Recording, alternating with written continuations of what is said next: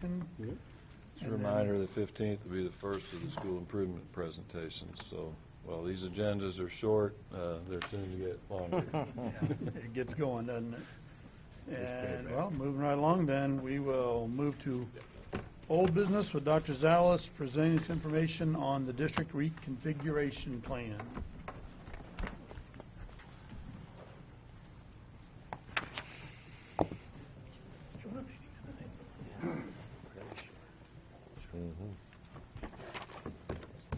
It won't be me for very long. Mrs. Reed and Mr. Hounsom will take part of this. We want to, as we said, once a month we want to keep the reconfiguration and implementation plan in front of the community and just talk through the process that we're as we move toward fall of 2017. Just as a reminder of our timeline, as we worked through, a year ago, we've come a long way, and now we're working between the yellow and the gray at the very far end. So again, implementation in fall of 2017. What's coming around and is available to anybody that's here is an actual graphic of the full implementation plan that we'll talk about here in just a few minutes. So just as a reminder, our reconfiguration and early childhood project, we will construct classrooms at Rolla High School. As a matter of fact, we have a construction meeting on tomorrow, Friday, September 18th, first of many.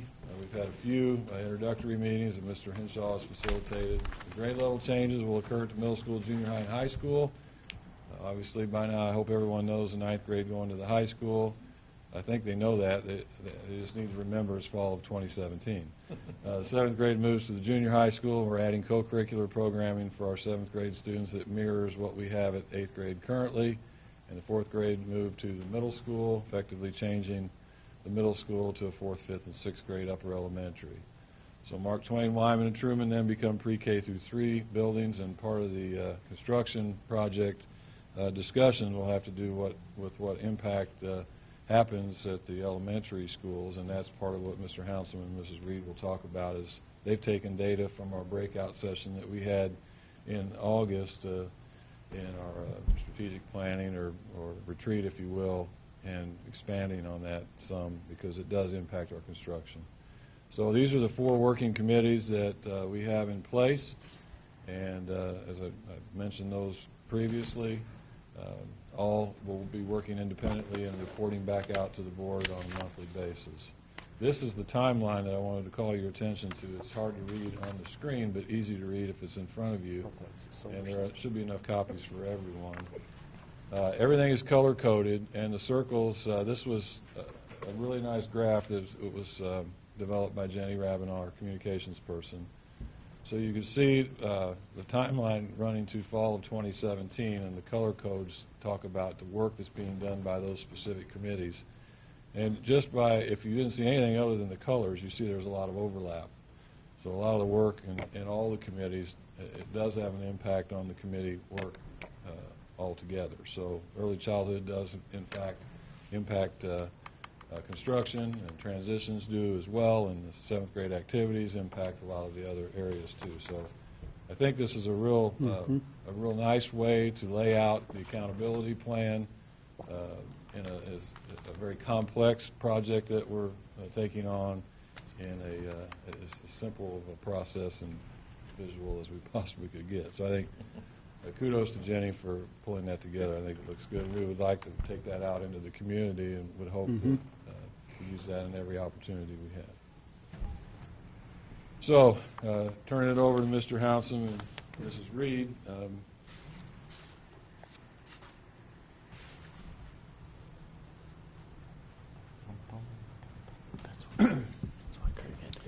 I wanted to update you on the early childhood portion.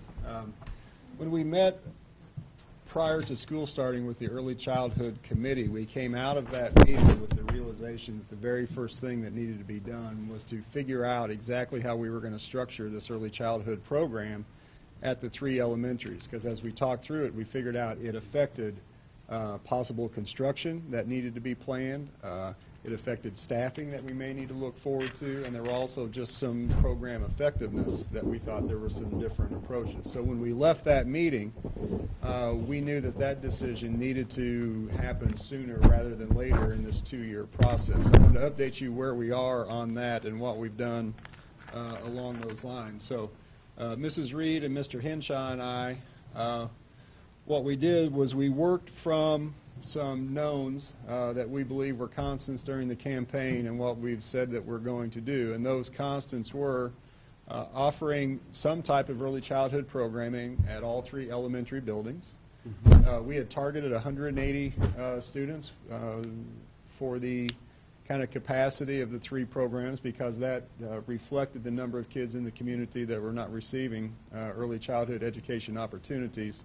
And what we've been looking at is a peer model program, which, just a reminder, that's a mixture of students with IEPs and students without in a mixed program. We've targeted that around 120 students. And then also 60 spots for kids that have the strongest academic need.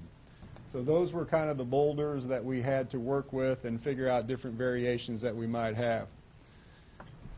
So what we did was we drew up a couple scenarios that we thought kind of encapsulated all that, but gave us a few options. Scenario 1 was a balanced, equalized peer model classroom program at each elementary, determined by attendance zones, along with a smaller program, but academic need classrooms. And we'll have a name for that. I've taken a little bit of grief for that's not a real catchy name. It's for planning purposes only at this point. It describes the program. Academic need classrooms at each elementary. And this also, along with this, we've looked at the possibility of an equalized special education program at elementary. As a reminder, we have the 4th grades coming out. And we've looked at possibly the need of equalizing the programs that we're offering in schools for some various reason, and program effectiveness being the main reason. But space has been an issue. So we sought if there was a possibility of doing that at the same time. We included that in the planning to see how that factored in. The second scenario we looked at was, instead of the peer model programs being at each elementary, a centralized peer model program that would be hosted at one elementary and keeping those classrooms together, with still then academic need classes then at all 3 elementaries, but that would be the only classes then at the 2 elementaries that aren't hosting the peer model program. And then also with the equalized special education programs at each. So what we've done is we've created a document where we've gone through, I believe, every possible scenario of each school hosting a centralized peer model program or a balanced approach across the whole district. And what we factored in are the staffing needs. There is a little bit of difference in staffing needs depending on how we split it because of the number of kids we can serve. The facility implications, including potential construction that would need to be added as we start doing these construction plans. And then also a lot of work with Mrs. Reed just on the program effectiveness, especially because peer model is the one program that we're kind of talking about offering a couple different ways. So the work with the early childhood special education programming. So we have those scenarios laid out. I didn't plan on tonight sharing all of it, just the planning. What we want to do then with the next step, that what we're ready for then, is to reconvene the Early Childhood and Transition Committee and share that document out and the findings that we have. Quite frankly, I think there are a couple, because of the demands of construction and facilities that would put on us, they kind of eliminate each some because of they're just not practical. But there are options in either scenario that seem to be possible, and we'd like to kind of narrow down, remember, those 2 scenarios at some certain location, and they seem to make sense.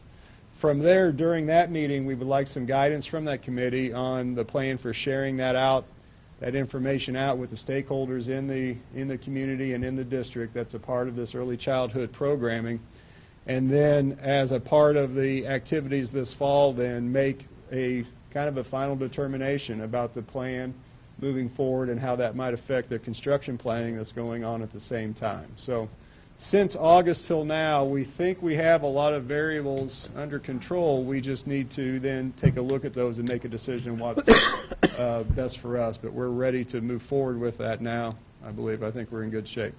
So, questions about the planning or thoughts or things we've considered or anything else? You know that first slide where you had the two scenarios? Yes, sir. Seems like it makes sense if we, and I'm sure you thought about this, it's just not on there, if you knew what kind of space you'd need for each And scenario. that's what's on this document. So what we did was in each scenario, we listed out the rooms that would be freed up in the building, Yeah. how many rooms it would take to run this program, and then some of the scenarios resulted in we would need to add on to buildings if we were going to do some of these.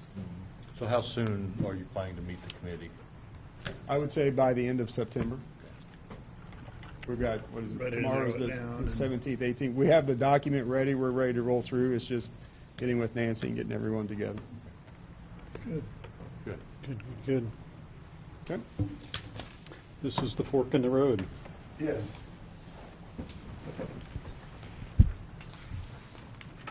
Stacy, interesting. Nothing from Stacy? Good job. You're just there for moral support? Jason is here in case there were any childhood special education questions. I may not be able to answer. Somebody think of one real quick. Yeah.